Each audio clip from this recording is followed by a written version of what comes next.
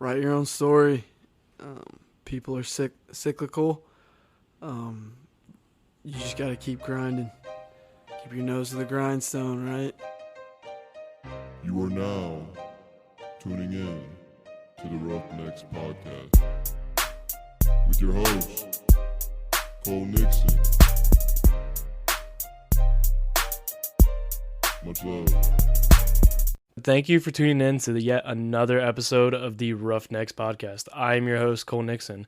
I try to bring on and interview successful people in the world of business, entrepreneurship, athletics, and coaching every week to share their stories and the lessons that they have learned. If you haven't already, be sure to head over to Instagram and follow us at Roughnecks Podcast and Twitter at Roughnecks Pod C1.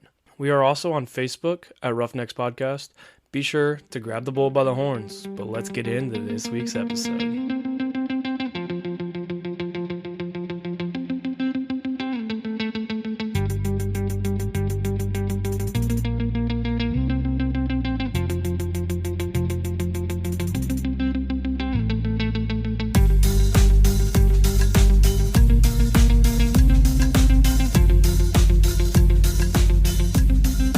What's up, everybody? Welcome back to yet another episode of the Roughnecks podcast. As I mentioned last week, I got a special guest coming to join us. We'll call him special. I don't know how special he is, but he was the part of the original Roughnecks crew, Mr. Teddy Houlihan. Welcome back to the Roughnecks podcast. It's been a while. It's been a good minute, man. It's been a good minute. I think it's been. When was the last episode you did? I don't know. I think it was Max. Yeah, that was the last episode we did together. Max or Schuster? Schuster was on episode 2, so it was after. Max after was, I think, Owen. was 6. Yeah. So yeah, it's Because it was before Owen for Coach Fankhauser. yeah. Yeah. So it's been a while since you've been back on. Yeah, life's been busy, man. Yeah. Life's been busy. Speaking of life, well, first let's just give a background, like kind of catch people up on who you are, because things have changed A little since you've last were on. So just tell the Roughnecks listeners who you are. And for those of you who don't know, back when this podcast originally started way back in September, it's been 37 weeks now. Teddy was my co-host. He was with me on every. Came up with a name. Yeah, Teddy actually, he is the one who came up with the name. But yeah, you did come up with the name of the Roughnecks, which I don't know if we'll discuss again how you came up with that name, because if you listen to episode 1 and how you describe it, I don't know if we need to go into that again. I have no idea how I came up with the name. It had to do with, I don't know, I would like beer, just come up, I think, outside the box a little bit, but no, I just come up with it. I mean, me and you have been kind of doing this thing for a good minute now. Yeah, because I've talked about it on here where this is not my first podcast. No, we did a podcast last semester. Would have been No, it's a year now. It would have been spring of 2020. Yeah, So a year. Spring. Yeah, so sorry, No, not last semester, 2 semesters ago. We started in the fall. Oh yeah, because it was football. Yeah, Yeah, it was football time. and let's be honest, it was shit. I had a great time doing it. Yes, but like our episode, people did not listen because it wasn't really quality. It was just Yeah. kind of us screwing around, Yeah, which is yeah. kind of how this started. But then we transformed it a little more. I don't know. There's nothing about this we thing. You kind of took this thing. Yeah. I had a fun ride, with it and huh? just went with it, man. I enjoy it. Yeah, you took this thing for a ride. It's been awesome watching you grow with it. You know, doing the T-shirts and the stickers and.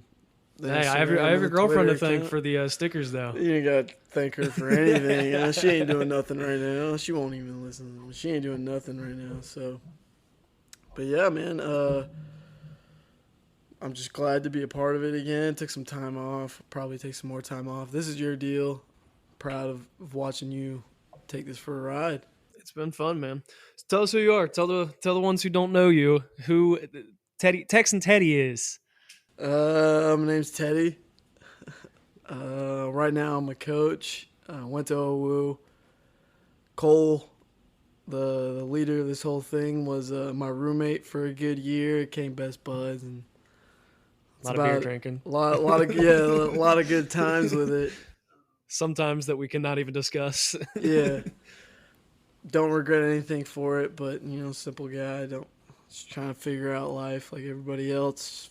Flying off the coattails or by the seams of my pants, so I think that's about how everybody is. From Texas, though. That's an important part of you, being from Texas. It is. It is. And Texas is a special place. You know, everybody busts my balls about it. I bust my own balls about it. I love it. But, you know, Texas is, I'm proud of where I came from.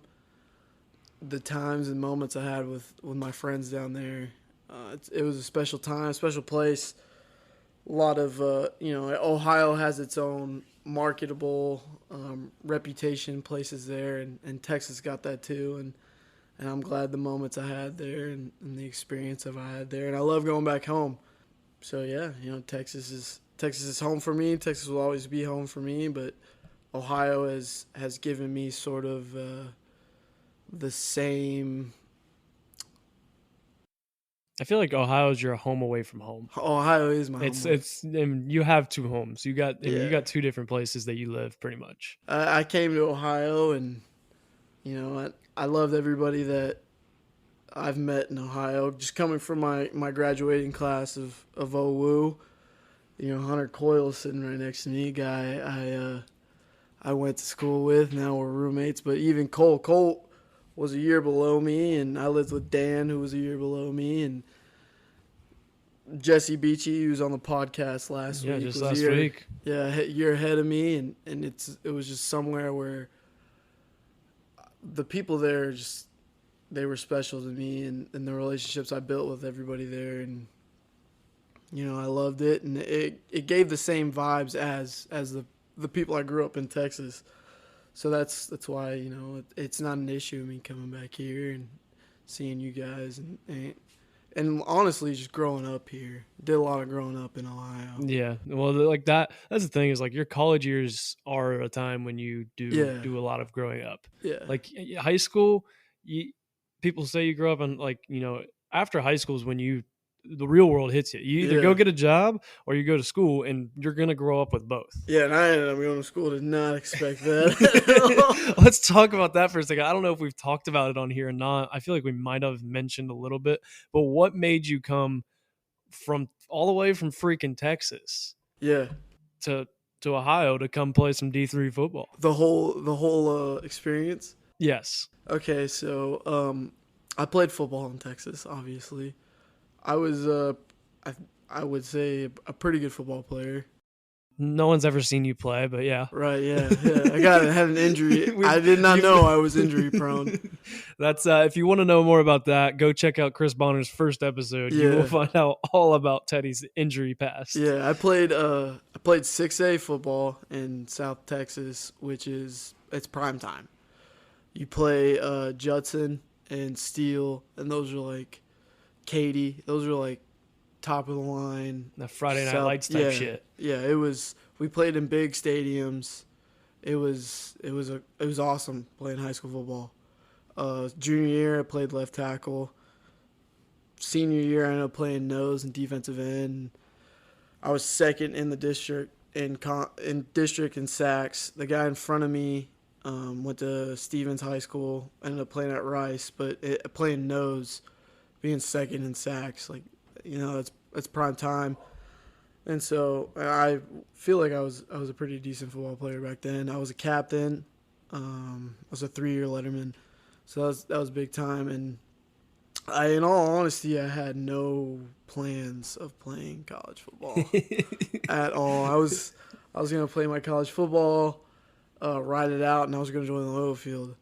So at the time, me and my family are very, very close, you know, going from cousins and everything. So my eldest cousin, her boyfriend was in the oil field, and he knew me from when I was real young. He took me from practices, lived with us. Me and him were real tight.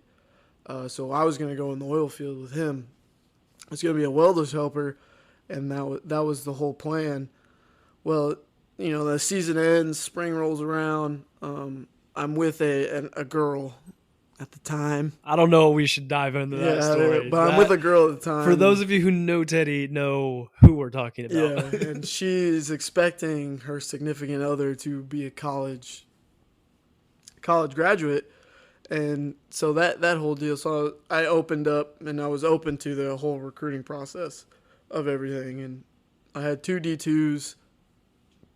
One was Texas A&M Kingsville, which is in Corpus, where most of my family is living right now.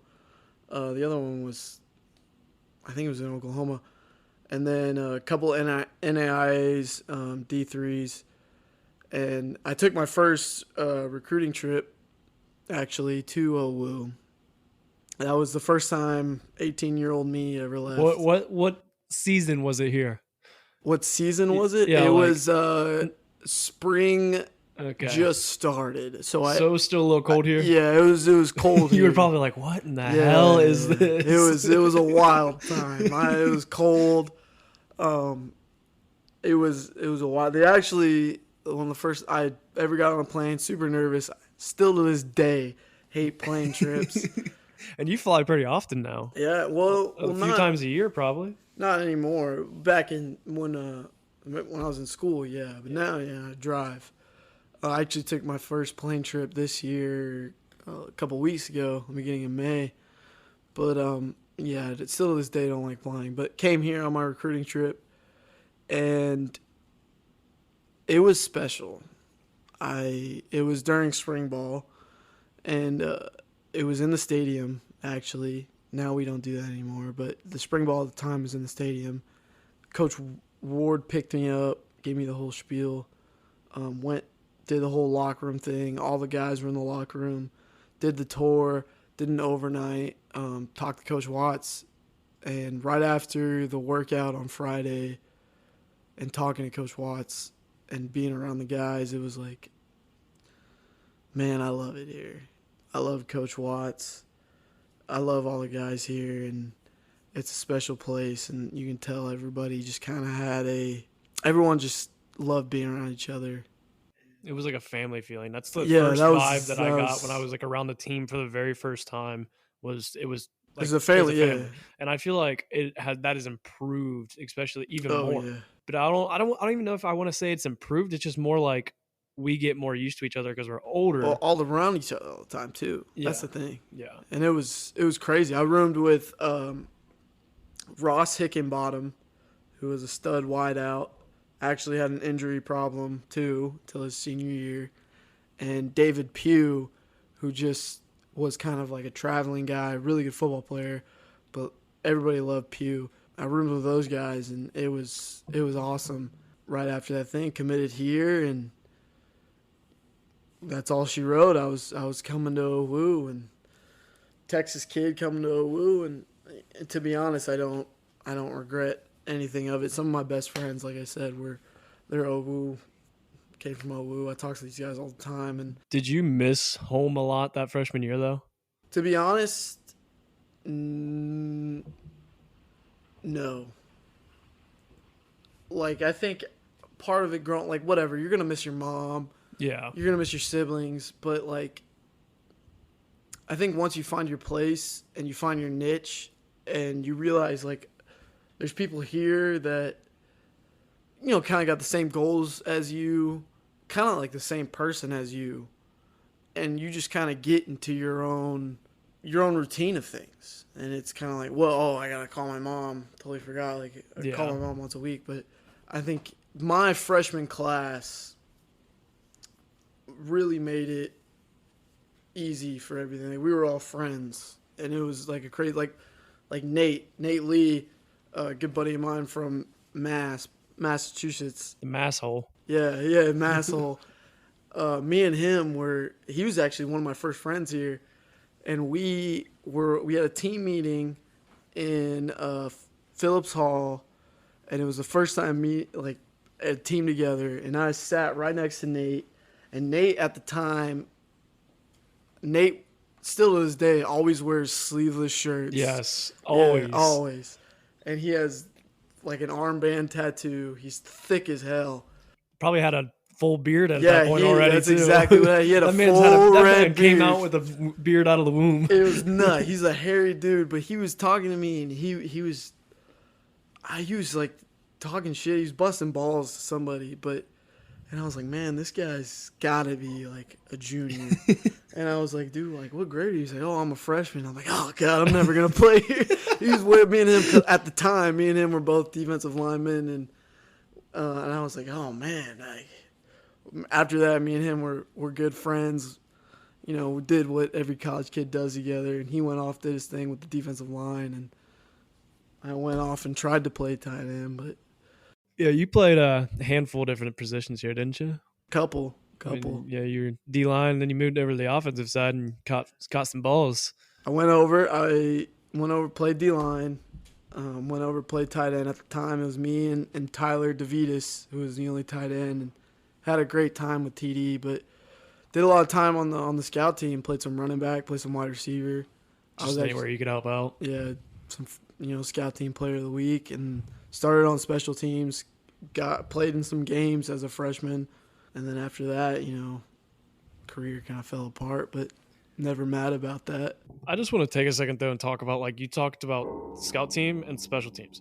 Right. Scout team, like in college football, like we come out of high school, there's very few people, honestly, that are going to come in as freshmen and be studs. Yeah. It's not, and now that you're coaching, you see it, like, you All know the it time. even more.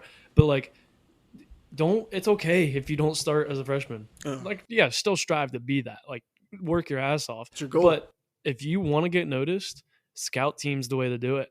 And then they'll start putting you on special teams and work. You may get 3 plays a game, but literally bust your balls for those 3 Special plays teams. because that's how you get that playing time. Like, that's how you get your time in those blowouts. That's Yeah. why they'll put you in first instead of, this other guy or that, like, Somebody else. yeah, like that is how you earn your spot, is scout team and special teams. That's it. And that was like, I'll never forget.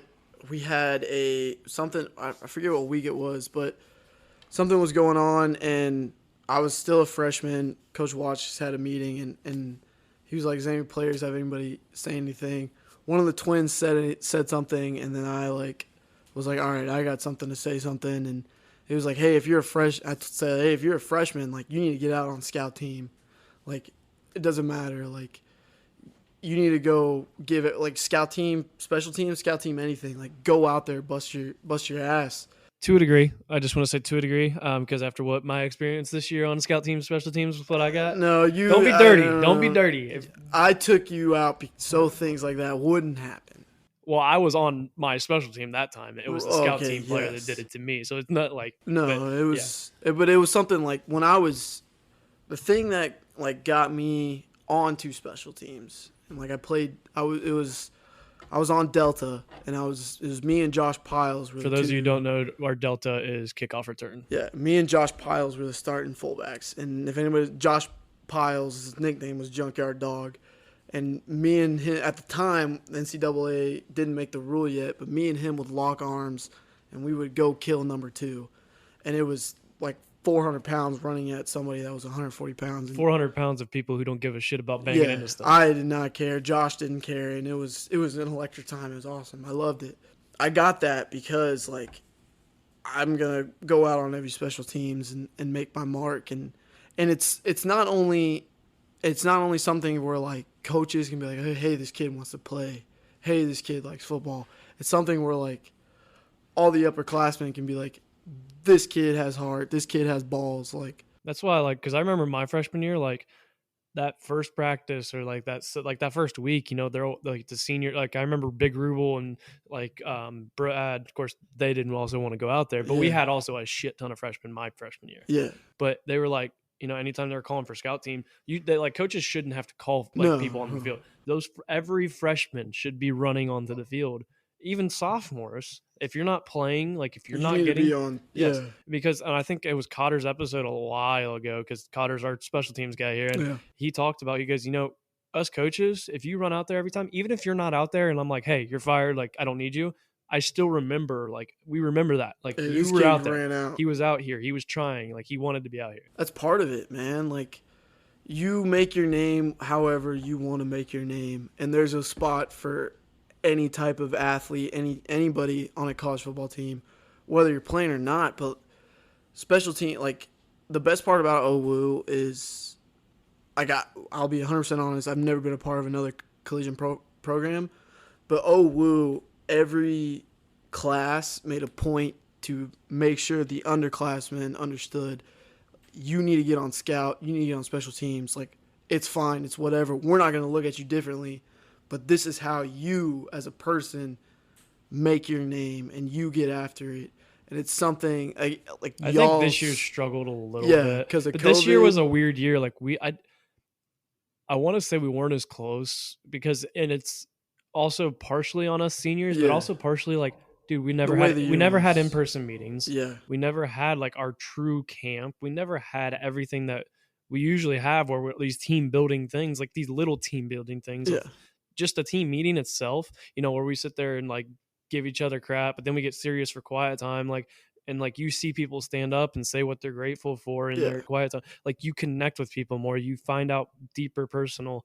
And like we're talking about special teams, and like that was one of our goals usually as a DB room was every DB plays this year, whether it's you're on a special like starts on a special team or playing safety or DB or corner. Like every DB needs to be on the field. That was one of our like group goals that we always had every year. And I think like that goes by culture. Like I think you need to have a culture within a team, but every position group needs to have their own culture as well.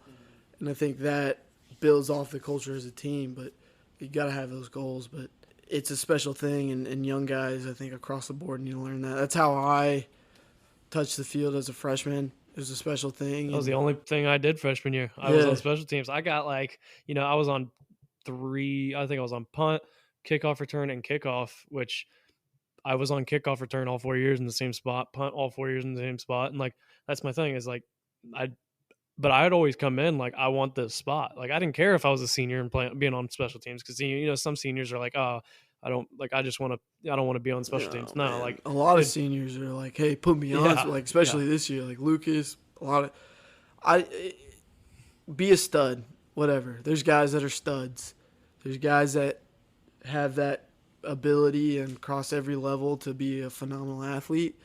But, I'm a firm believer as all three phases, but you can have two teams that are great in the offensive defensive phase, but that special teams phase, man, like if you can get a kick return, a punt return, a block punt,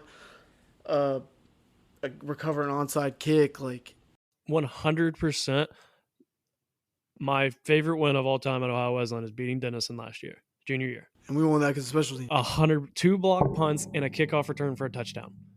That right there won the game completely. Yeah. Like we got a safety out of one of the block punts, and then we got that opening kickoff the second half for a touchdown. Like that was because coming out of that second half, we kind of had the wind taken out of us at the end of that half because then I think they scored right before half. Yeah, right before halftime they scored. Or they kicked the field. Yeah, they did something, and it kind of knocked us down a second. But when we came out that second half and we scored that touchdown, we basically like took over the game. Like, all right, this is us now. Like, no one's taking this from us. They didn't score the second half. They didn't do anything the second half. Now they put up a shit ton of yards on us, but on paper, on paper they kicked our ass. But because that was one of the things, one of the coaches I worked out at the same gym as him because he's from around me, and he was like, we were talking one day. He goes, "Dude, I showed people like the paper, like the stats, and they're like, how did you guys lose? Because they had like 300 rushing yards and like 300 passing yards. Like they looked like they just absolutely destroyed us. But it came down to special teams at the end of the day. That's how football is, and I've gotten to see that side. And now you're in the coaching world. Yeah, how you liking that? I love coaching. I think there's no way. You guys can't see this, but his eyes just literally lit up. I learned in college. I mean, I've known forever. Like, you've always had the idea that you probably wanted to get in coaching eventually. Well, there's nothing else I could do. I don't. I don't like wearing a suit and tie. Do you even own a tie? I don't. I don't at all. I don't like sitting down for long periods of times without touching things. Yeah. I can't look at a screen. I don't like smart people. That's because you're not smart. I'm relatively smart. Relatively. You have a good football IQ. I think you underestimate me. Misunderestimate? Had a few beers. Whatever. I'm relatively smart, but whatever. I don't think so, but it's fine. I realized like, hey, it's either kind of going to the field of working or be a coach. I whatever, study exercise science here. I don't like working with regular people. You just don't like people. I You've don't. never liked people. No, and I don't like question. But I love football, and it's part of. I love the game. I love being around it, but it's also, especially this year, like. I think seeing people excel within their lives and being a part of that and being kind of a voice for them, it's kind of special. And I had an all freshman group, pretty much one sophomore, young guys, never touched the field, and just seeing them develop, and it was a special thing watching a freshman score their first touchdown. Being far beyond better athletes than I'll ever be, but just being a part of it and like, hey, like I helped this kid and I was able to watch this kid excel. It's special. And the game of football is more, like we talk about all the time, more than just the X's and O's and all this. But well, I mean, just look at, like, we've done it a little bit tonight and stuff. Like, when you get back together with your old, when you get back together with your like old teammates and stuff. yeah, Like, I still do it with my high school friends. It's not about like this play or that play or whatever. It's about like the memories that you had, the locker room shenanigans, the bus rides, BS, all the bull crap that you guys did, and like all those good memories. That's that family feeling that you get, that family atmosphere from football all the time. Yeah, and it's because I feel like it is a little different than other sports. It's 100% different because you know why it's different than other sports is because every coach within a football team goes out of their way to make sure that every player feels like they're actually a part of this team. Because it's a hard thing to do. You got 80, 100 guys. Yeah, but you don't. And no matter what, just being blunt, no matter what team, there are guys that aren't going to play. There's guys that aren't going to see the field. Doesn't matter. A wide receiver coach, if that kid's a defensive lineman and he might not ever play, that wide receiver coach still knows this defensive lineman is a part of that team. Still going to know his name. And he's still going to make sure that kid is doing good in classes, good with his family. Because why? Because football is about family. And that's just how it is. You build men, you build character, and it's the ultimate. What sports is all about, team, whatever. I get it. Basketball has more than one guy on a team. All these other sports, doesn't matter. Football, you need 11 guys to do their part, and even outside of that game, that scout team player is gonna make that starter better. I guarantee you. You look at Alabama, you look at Clemson, Ohio State, those top teams in the college football, their scout team is phenomenal. Their scout team would easily kick the shit out of our starting. And those scout team players care. Yes. And it's because those starters also hang out with those scout team players and don't see them less than anybody else. Exactly. They're collective. Yeah. It's people talk shit about football. Football gets the bad rep. They're a bunch of meatheads who are assholes and they're dicks and all they care about is themselves and they don't care about the other sports and stuff. But like at the same time, man, like we work our asses off all the time. Like it's a year-round sport. The only sport that I will say may have a little more difficult. I wouldn't say even more difficult, but I mean I might get criticism for this, but camp. There is no sport that can compete with our football camp. Especially when we were 2 days. Yeah. And you didn't get to experience two. No. You didn't get to experience 2 days. Thank God, here. Man. Thank 2 days God. Here. Let me tell you, we had 6 a.m. practice, and then we had practice at what? 2? We had practice in the afternoon in the heat, and then Coach Watts made us do conditioning second practice. So you had practice in the mornings, meetings and lifting, you ate, and then you went to afternoon practice. After afternoon practice, you did buddy runs, you did wind sprints, run to wins, or we did the Indian runs. And those we didn't have to do Indian runs ever. Suck.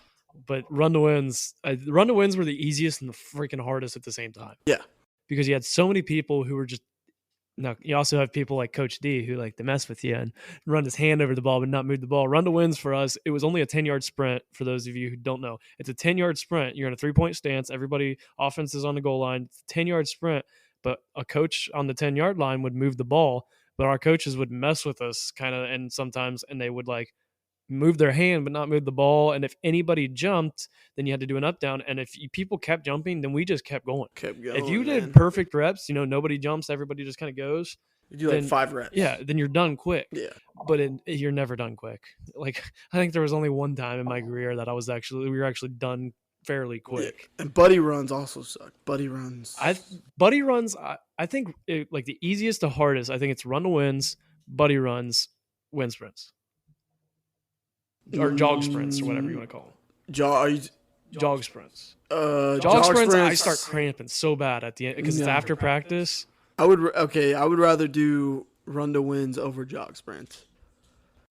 Yes, that's what I'm saying. Jog sprints are the hardest. Yes. Buddy runs sucked. Because buddy runs, you would have to do abs, push-ups, jumping jacks, something, and then go fucking sprint.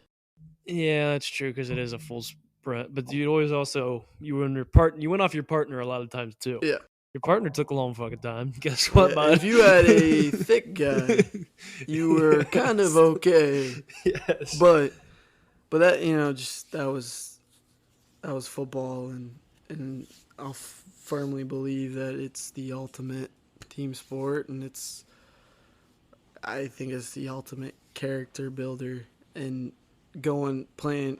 Whatever, D3, NAIA, D2, D1. Playing college sports is... I think it's important. Yeah. I think it's important. I think it's important, one, for kids to play sports, and two, if like you develop that passion, go play. And I saw a tweet, I retweeted it the other day because it honestly pissed me off, where it said like people who go play D3 sports, it's a waste of time. The biggest waste of time. Like that. Yeah.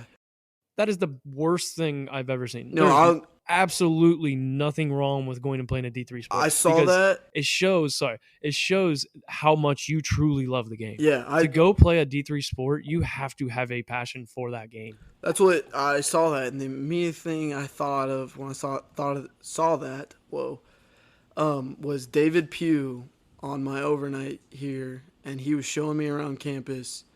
And he was like, oh, yeah, it's D3. But, like, hey, if you're a D3 player, like, you're playing because you love the game. And that's what it is. Like, you love football. Yeah. And it was one of the hardest things when I was like, man, my body actually can't do this anymore. And it's a weird thing where it's like, oh, my brain is telling me I can do this. But then you go out and play football, and for some reason something breaks, and it's so weird. Every time you touch the field. And then you're like, man, like, what am I gonna do? Like, this is all I've ever known is I'm gonna go to classes, and then I'm gonna go to the locker room, and I'm gonna see all my boys, and I'm gonna put on pads, and we're gonna go to individual. We're gonna do all this. We're gonna go make fun of each other. We're gonna go bust each other, but we're gonna go practice and all this, and we got a game Saturday, and then you're kind of like sitting there like,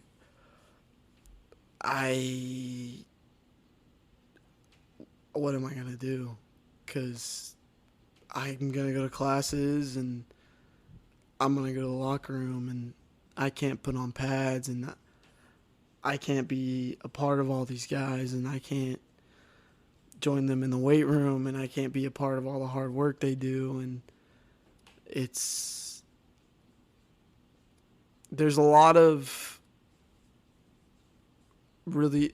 things I've felt in life. There's only 2 of them that has ever where I've really had to pause and kind of get emotional about it. And only 2 of them still to this day that I still get emotional about it. And one of them is still not being able to put on the pads and still not be able to grind and still not being able part of wins. And I think for any football player that's in it that much, it's a deep feeling. See, the thing is though, and I was gonna kind of this month is our adversity segment, but today like it was more of a one, just kind of freaking bringing the Roughnecks back together and just bull crapping. But so I wasn't going to continue with it. But at the same time, I look at that like we've kind of been talking about it the past few weeks. You have two different routes you could go. And it kind of goes with my slogan. Once again, I've talked about it the past couple of weeks, but like you can either let that bull of life just walk all over you, or you can get up and do something about it. And you say like, you couldn't be a part of wins. You couldn't do that. You were though, because you became that role model, that mentor, that coaching figure, even before you were that coaching figure that you are now. So in a way, like we've talked, every person has a role on a team. Yep. It may not be the role that you want it to be. Because, I mean, look at the people who don't play. Look at people who go through injuries and can't play. And, but your role is important. Every single person's role is important. And, you got on my ass in the weight room when you were still a student. Like when you were in, like you were getting on my ass, and I used to hate it. It pissed me off. But at the same time, you made me better. Like you made me push myself more. And so I didn't care. If I pissed off anybody, I never cared. No, you never have and never will. Nope, I never cared. I wanted to win football games. Yes. That was something we did very good that year. Yes. And that was, I think my class did it really, we always talked about it. We wanted to win football games. We wanted to be a culture change. And if you are going into any football program, you have to have the mindset of, I'm going here to also play football, but I want to be a part of a program and make that program better. It's the whole thing of leaving it better than you found it. Well, you're somebody like, hey, Cole has a shit ton of potential. He's going to make this program way better. I need to make Cole way better. Mm-hmm. My body liked the weight room. My body liked the weight room. My body hated the football field. So we're going to go through the weight room, and I'm going to push anybody that's going to be in that weight room. And, and that's just how it was. But, I'm glad of how all that handled out. And just going off that, I loved watching guys that, especially I was close with, excel. I think that's when I knew, like, yeah, I like coaching, is when watching people that I was close with, I was also coaching, kind of, and being like, hey, man, this is kind of cool watching them excel. And you get goosebumps. I still get goosebumps. When I'm in the box and I see somebody score, or we're on an awesome drive and everything's clicking and going, and everybody's executing right, like I still get goosebumps. And I think that's how, if you want to go into coaching and you get that feeling and you're not on the field, like you should get into coaching, because that's how you one, love the game, but two, like it's very important to you. If you cannot be on the field and see other people excel and get a feeling of like, this is awesome, go coach. Dude, when I'm sitting there, I remember I was still playing. I think it was my sophomore or freshman year of college, and I went home for our rivalry game at school because it was the same coaches at the time, and then we got new coaches, and I haven't been to a game since because I don't know anybody. Why would you? Yeah.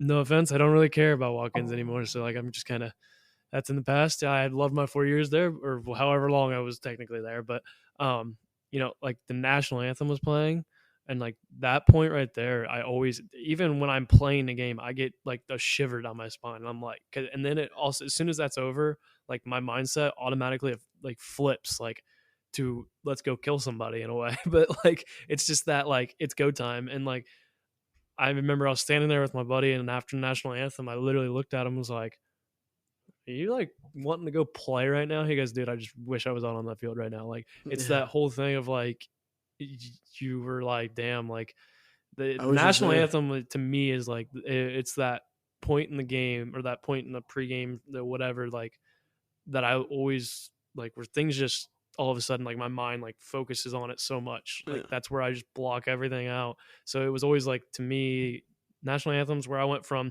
all right, families in the stands, whatever, to football time. It's time to go. I don't care, dude. We could be getting nuclear bombs, could be coming to the whole United States, but if we're playing a football game, like whoever we're playing, like we're gonna beat them.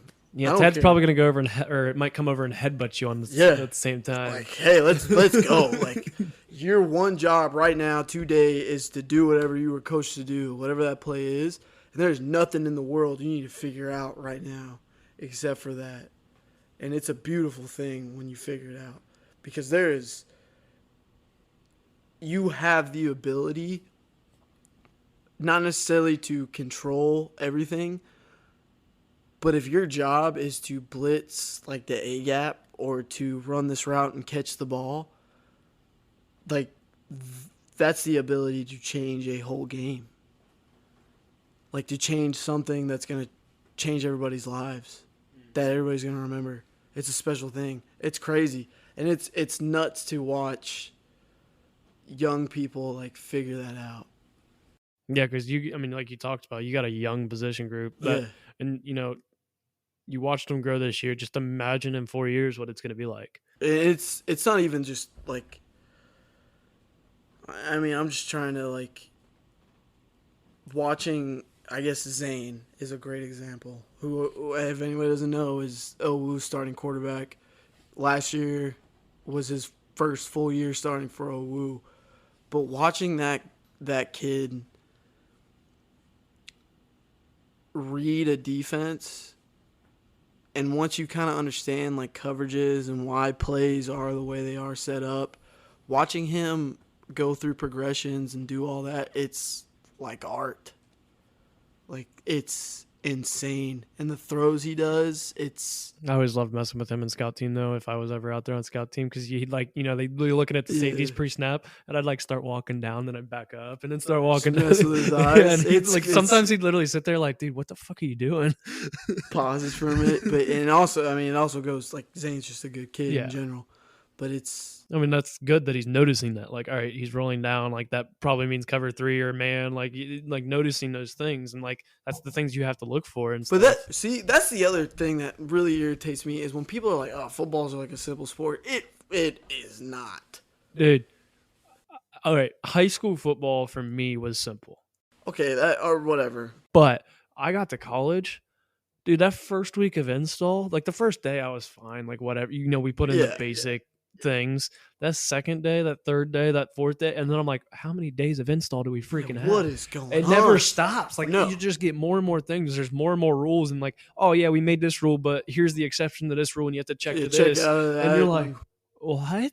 Like, yeah, I know I can pretty much tell you anything now. But as a freshman, your mind's just like, what blows in the world? Like, you're swimming. You're like, what is going on? And people compare things to the NFL, but yeah, like even in the NFL, that is and especially in college at any level, it is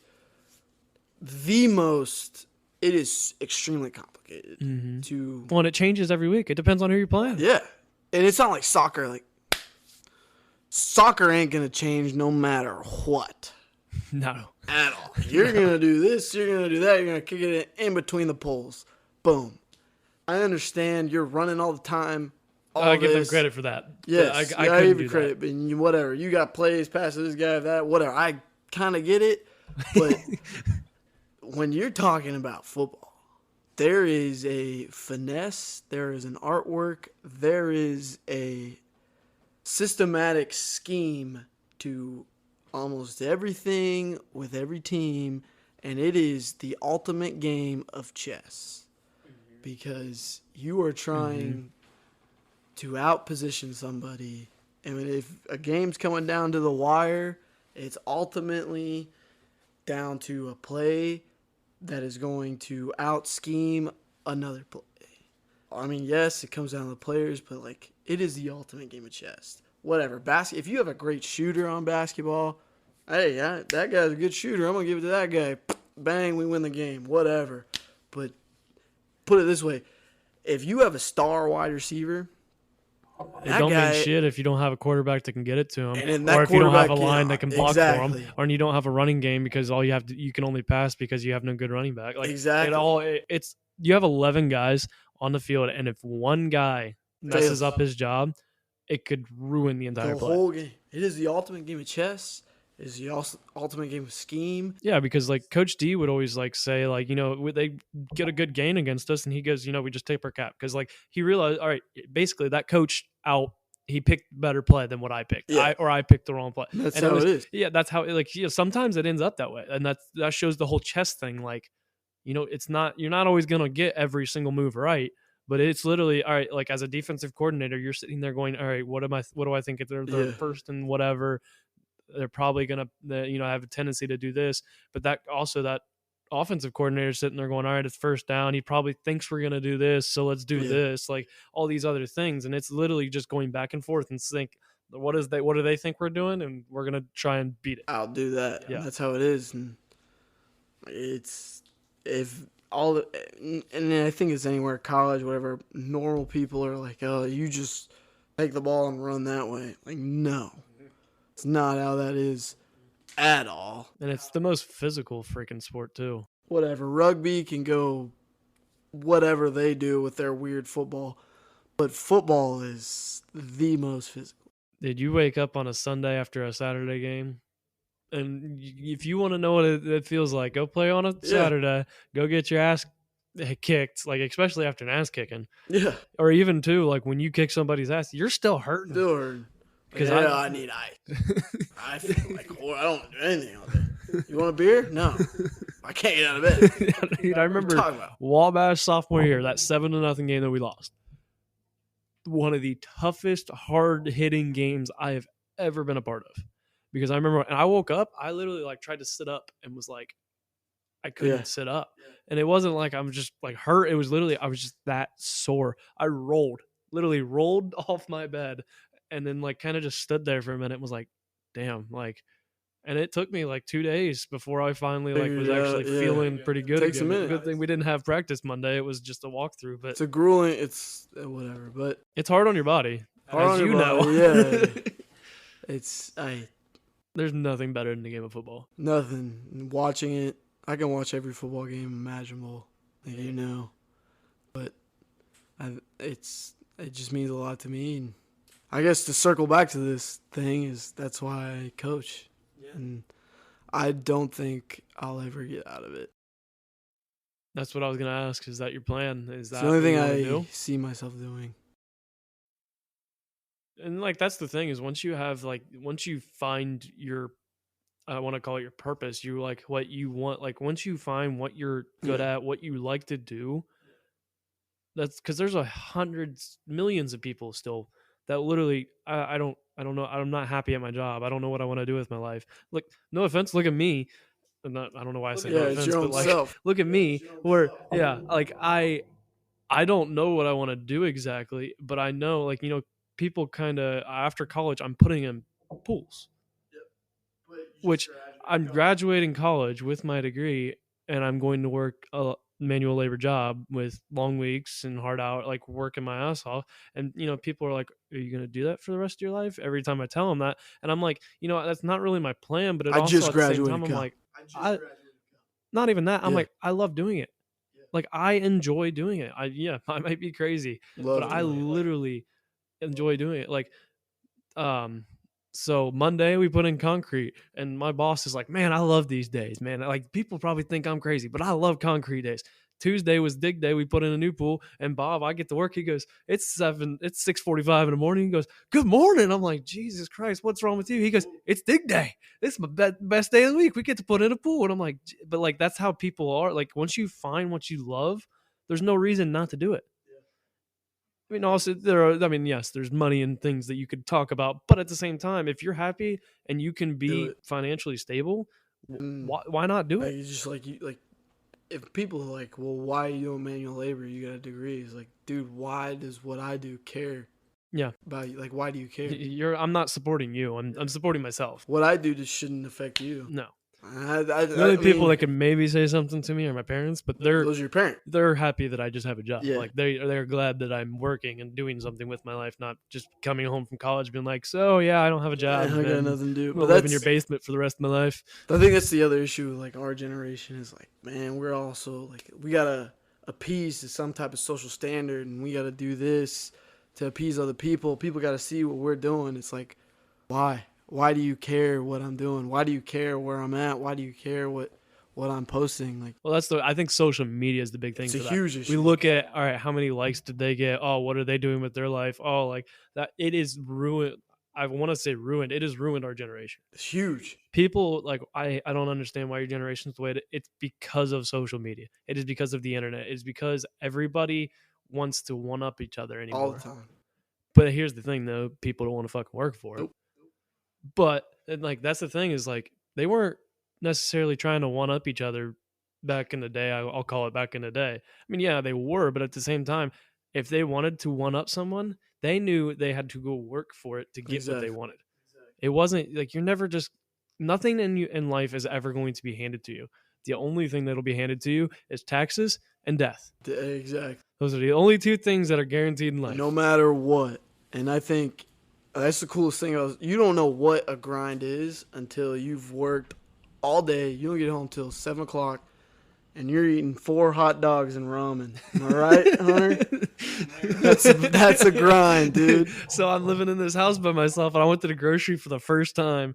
Like, now that I've lived there, I mean, I've gone to the grocery before, like house sitting and stuff, but I was like, it's my own money. I'm not getting paid to live there or anything. Like, I have to pay. And I was like, all right, there's 1 ramen, there's 2 ramen, there's some hot dogs, there's some burgers. All right. Let's go. Let's see what we can conjure up here. Here's a Kroger brand box of cereal. Like, I'm good. I'm set all week. Yeah, like I'm good for a couple weeks at this rate. That's how it is. And I think affirmation for everything you do in your life, like, I don't care. Whatever. At the moment, I'm a D3 football intern. I don't care. I love coaching tight ends. I love being around football. I love being around the staff and everybody, and I love being in Delaware, and I love being in Ohio, and I get to be a part of football. Mm-hmm. I get to still be a part of Saturday nights, Saturday days, be a part of the games, and do what I love to do. Like, I get to wake up every morning and, like, whatever. You get to go to work with a smile on your face instead of like dreading. Yeah. Like waking, like there's too many people in the world that wake up and they're like, oh, I gotta go to work. Yeah. Like I gotta do the same thing. I don't get to do the same thing over again. And that's, like, you kind of do, whatever, you're coaching football, but you honestly don't. Like, I get to wake up, you gotta recruit, you gotta do whatever, but, like, the same thing that happened yesterday, or the thing that happened yesterday, is not probably going to happen the next day. That's the thing that's why I love my job too. Like, one day we may be digging a pool. The next day I'm shoveling gravel. The next day I'm putting in a patio pad. Like, I'm doing different things every single day. I never come in knowing exactly what I'm doing. No. And I love that because it's like, all right, like, what do I get to do today? Like, it's awesome. And it's all a learning experience, especially it's still learning for me. And that's also another thing I love. Like, I'm learning so many things like that I can take with me in my life. If I ever want to put a patio in my house, you got those skills. I don't necessarily have. I probably still will hire somebody because that's just a lot of labor. You can't hire anybody. No, actually, you don't want to hire anybody because you got the ability to do it by yourself. Yeah. So I'll ask these questions since I ask every single guest, and I'm always kind of intrigued to the answers because it's always something. You get the normal financial stuff, but then you also get like some really cool things. If you could go back in time, I steal this from Michael Redd, his podcast, but if you could go back in time and tell yourself one thing, what would it be?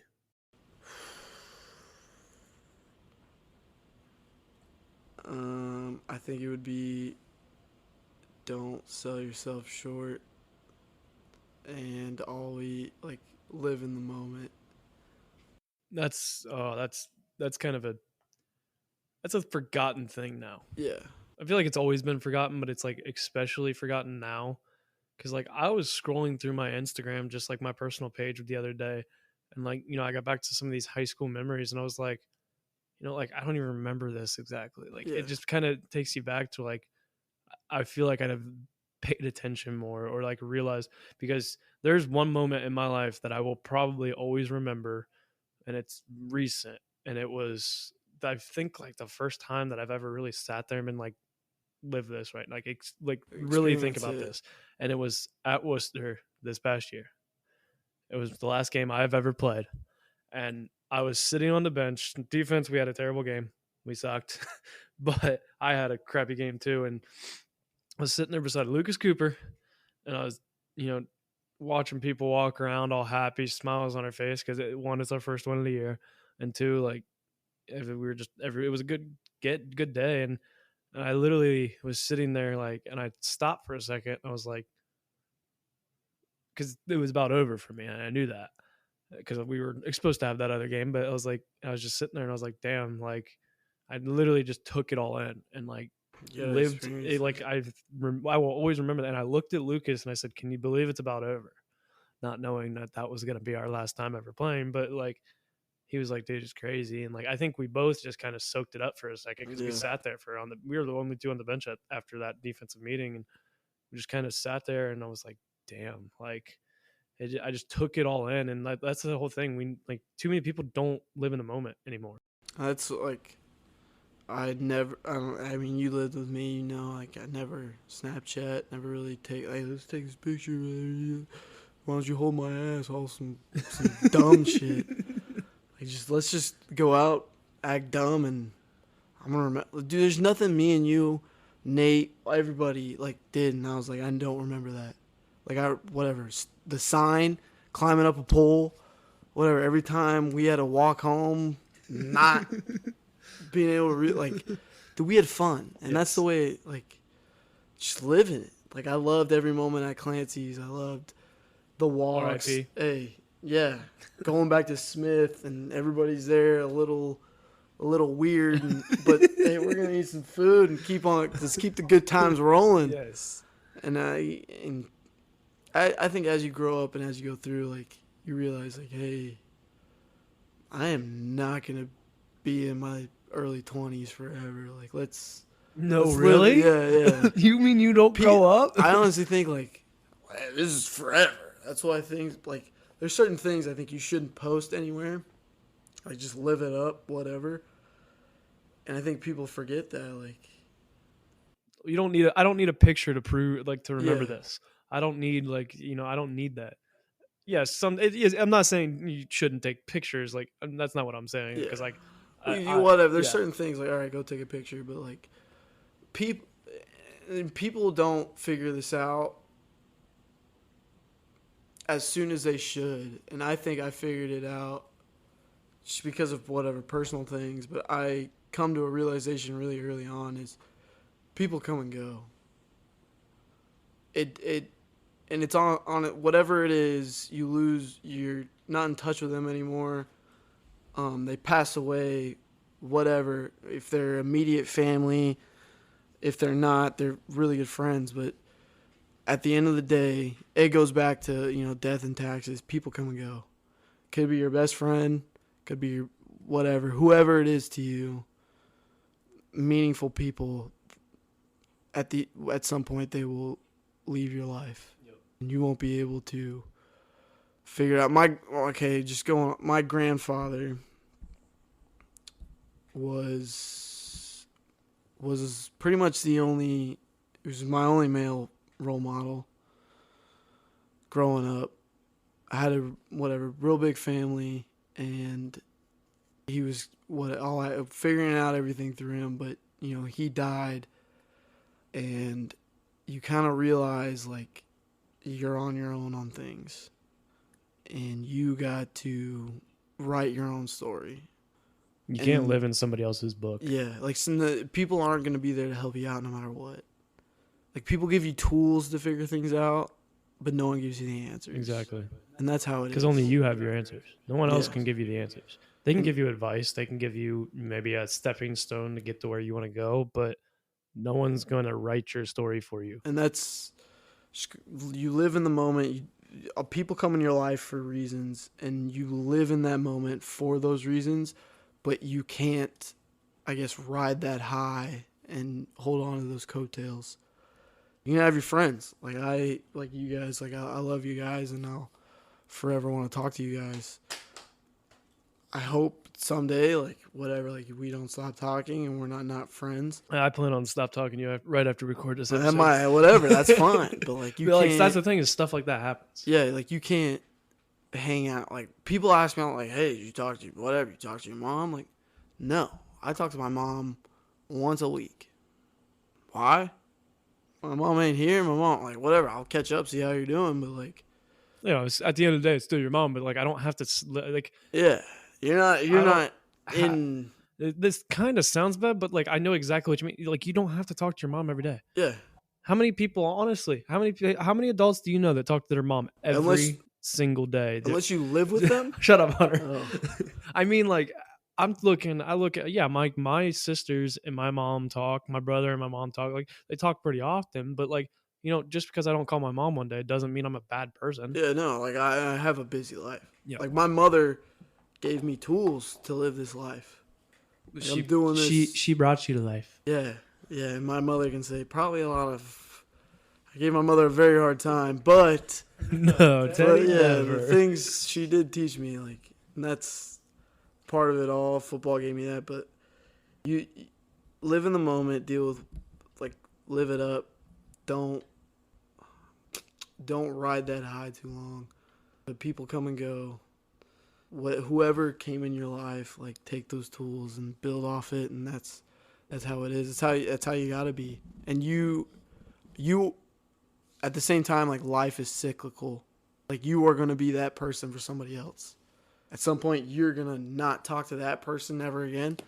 You might die, you might whatever, but you gave that person maybe the tools to go excel somewhere else. Well, that's the thing, is everyone's put in your life for a reason, and everyone's also taken out of your life for a reason. Yeah. No matter whatever the reason for it. Everyone is put in your life to teach you something. Yeah. Not all of it's good. And that's why I never understood why, like, people. I hate crying. I hate watching people cry. I think it's the dumbest thing in the world. Yeah, that's because I talked to Jesse last week about how there's been times where I've been literally bawling my eyes out, and he was the one talking to me. No offense, but it's like, you just don't deal well with people crying. No, yeah, I'm not saying you weren't there for me. I'm just like, Jesse is going to be that. He's the one that'll talk to you, like, kind of calm you down, I guess. But it's like, dude, why are you crying? Yes, like, that's what I actually, you've said that to me a time or two.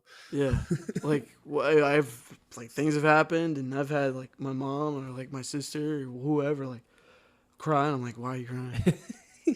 Like, dude, you're gonna wake up tomorrow and you're gonna be fine. Like, the world is going to continue. Like, I understand things are shitty, things happen, but you can't let that, like, be the finisher for it at all. And I'm not saying, like, oh, I've never, like, okay, whatever. Yeah, I've cried. Everybody's cried. No one can say they've never cried. You know, I've cried, but, like, there's also times where, like, I've also in situations where I probably should have cried. Like, I've never cried, and it's like, I'm gonna wake up the next day and you're gonna ride it out. You're gonna deal with it. That's one of the things I've talked about, like, with the adversity, like, that we've been discussing this month, is like, the world doesn't stop just because you had a bad day or because things aren't going your way. Yeah. No one cares. You might think there might be 100, even if there's 100 people that do care about this situation, guess what? How many other freaking people are there in the world that don't give two shits about your adversity? Nobody. That person you're driving beside on the road doesn't care because they have no clue who you are, and they don't even care that they don't know who you are. They don't know you at all. They don't even know your name. Yes, exactly. So, like, it doesn't matter. The world is always just going to keep going. And if Joe Delagrave talked about this, he said too many people sit on the sidelines and wait for things to happen. Yeah. They wait for things to get better. They only wait for things to get better because if you sit there and you just wait, then you're letting life just pass you by. You're letting everything just go by. You're letting opportunities slip away that you might have had. And you can't sit there and wait for things. You got to go get them yourself. You got to go make your opportunities yourself. And it's exactly. And when you do that, when you make things happen yourself, it's like a special feeling. Yeah. Like, oh, hey, I did this because of me. Like, it's rewarding. It's like a whole affirmational thing. It's very rewarding to feel that, I did this. Yeah. That proudness in yourself. That, like, it humbles you. It makes you feel really good about yourself, and you need that in your life. Because otherwise you're like, why am I doing that? Like, what am I doing? Why? It gives you a why. It rewards you. It makes you feel better about yourself and feel like you're doing something accomplishable. Yeah, I think that's a word. I don't know. Everybody needs a why. Yes, and just going off what you like. everybody in this world has some kind of sad story. No one gives a shit. Nope. I don't care. I mean, you feel some kind of sympathy for some people sometimes, but like, yeah, I got one. You got one. Hunter's got one. That fucking cat that just ran up the stair might have one. I don't, whatever. Cool. Yeah, like that's the thing. We all have our, like you said, we all have our sad story. Everybody has something that they went through. Yeah. But what are you going to do about it? Yeah. Does that make you different than me? Does it make you worse than me? Does it make it better than you? No, that your story does not make you. It doesn't make you you. Yes. Your past doesn't make you you. Yeah. Especially when you're somebody that's like extremely young. And if you're in college, you're working, like whatever your path is taking you to, like you still can make a name for yourself. I think until you are dead, until you are 6 feet under this ground, this earth, you can make a story for yourself no matter what. Like you can right your wrongs, you can prove whatever you need to prove, but you need to have a why to write your own story. And that's everyone, like just going back to being like a purpose in someone's life, like you have a reason for being here. Firmly believe everybody on this earth, not a big God guy, whatever, but I think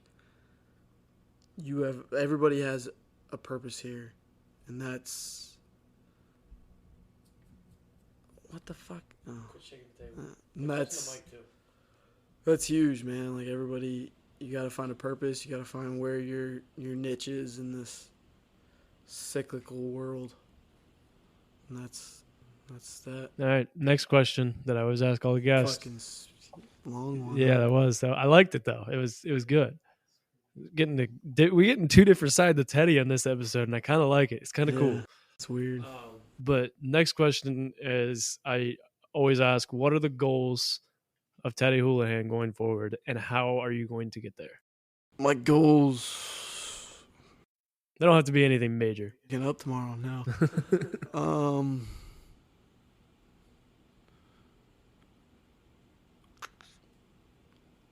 I think being a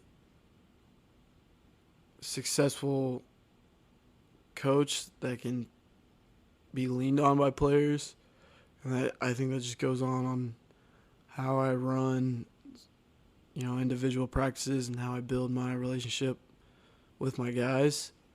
I think at the moment, with all my tight ends, all 5 of them, I think I got a pretty good relationship with all those guys. I always try to listen to them. It's never really, I never go out into a practice and like, hey, this is what I want to do. It's like, I don't,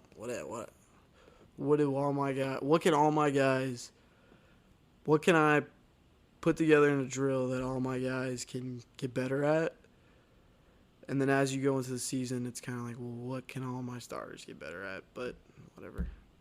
I think you got to listen to your guys, and that's what I do, and that's what I think I kind of plan on doing as I go forward is just being a better listener. And I think as I've gotten older and as I've kind of like officially gotten to this coaching deals, kind of turned away from the whole rah-rah, go throw yourself into a face, but let me like talk to you and let me explain to you why you got to do this, you got to do that, like how an offense runs and all this. So just being a better coach, being more responsive and more open all the time. All right. You want to do Motivation Monday or you want to skip it? Let's roll. What do we got? All right. So now, time for the best pod. Now, it is time for the very best part of the podcast, which I don't know if you've ever been a part of this, but it's Motivation Monday.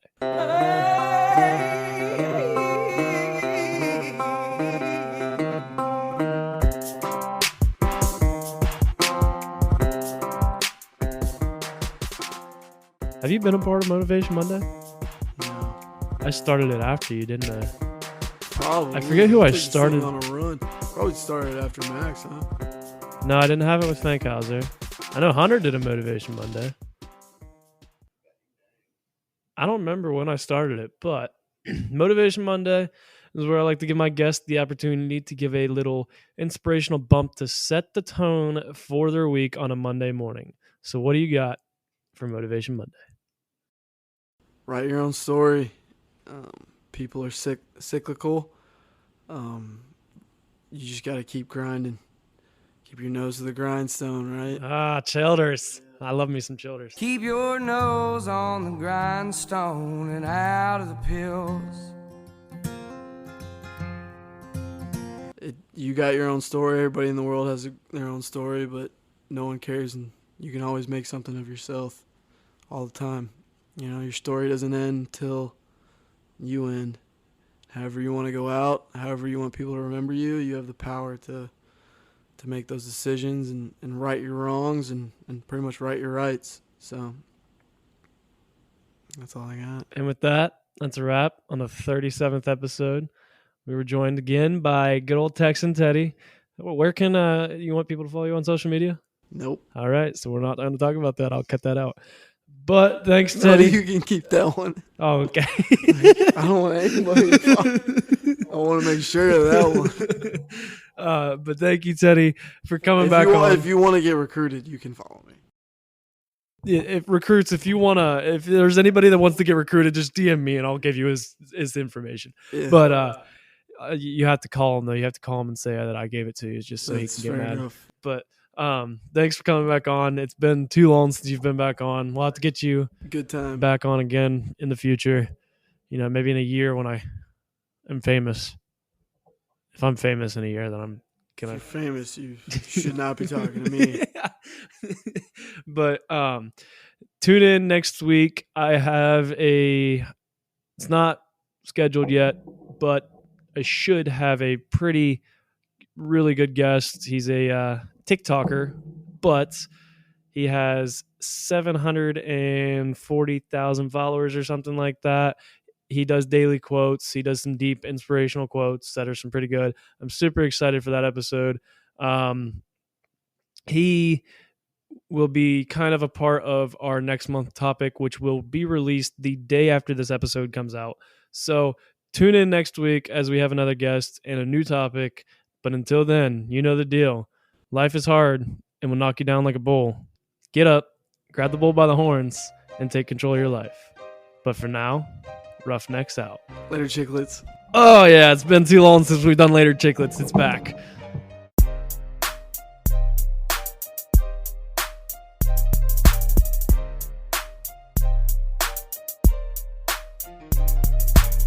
Thank you for tuning in to this week's episode of the Roughnecks Podcast. If you like this episode, be sure to rate and review and then subscribe so that you don't miss any of our future episodes. If you'd like to contact me, you can message me on social media at Roughnecks Podcast on Instagram and Twitter at RoughnecksPodC1, or you can shoot me an email at roughneckspodcast@gmail.com. Don't forget to grab the bull by the horns, but until next week, Roughnecks out. Oh, thank you.